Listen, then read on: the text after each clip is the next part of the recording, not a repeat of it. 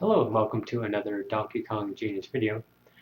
Today I wanted to show you a quick and easy way to create multiple save states for a single game using the Everdrive for the NES.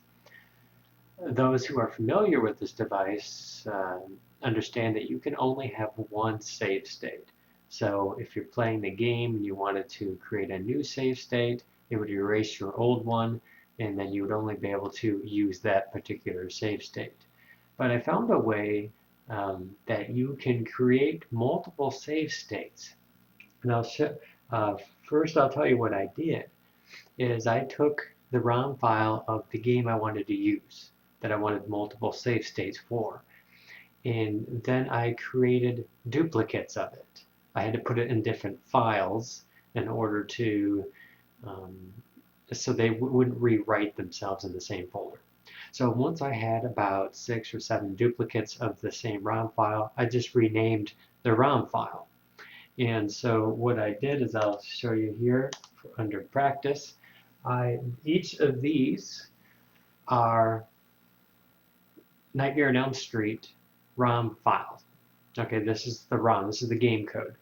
But what I did is I renamed that ROM file something different. The reason being is that you can't have two or more save states for the same ROM name. If you go into the operating system and you go into save, you will see that each of those have their own individual save states. So having done that, I can go in and I can create save states for each an individual ROM file. That's basically the same game. So let's say I wanted to practice the Freddy fight. What I had to do is I had to play the game to the Freddy fight and then do the save state.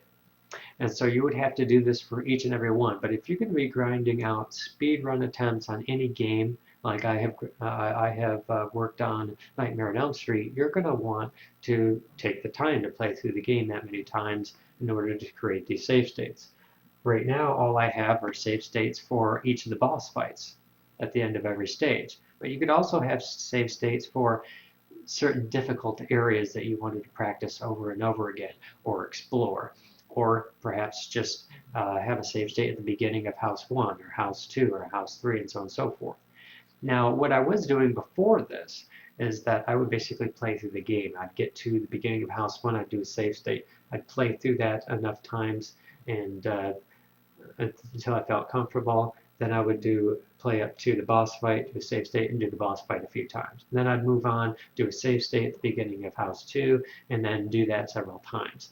Okay, and that's very efficient. But if there are very specific areas of the game that you want to work on, let's say you just did an attempt and you screwed up the timing on your bat, on the bat boss, and you wanted to get out of the game, you wanted to go straight to that particular save state. You wouldn't have to play through to that point to get to the save state like if you were playing through the whole thing like I originally stated. So if you wanted to do your bat practice, all you have to do is load the ROM that has the code for Nightmare on Elm Street, and as soon as it pops up, you're going to want to do your load, and it's going to bring you directly to my save state, which happens to be fighting the bat. And you can grind out practice on the bat several times and then restart your game. And if you want, and of course,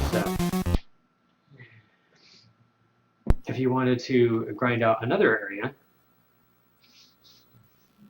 of course, when you're running a game like Nightmare on Elm Street, because you're powering off and powering on every single time so that you can get the same house manipulation inputs, you can also have it set so that you can just hit reset, so you can go to another save state.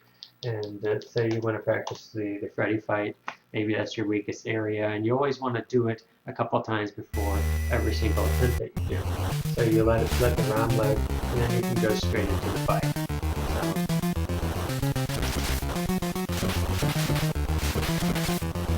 So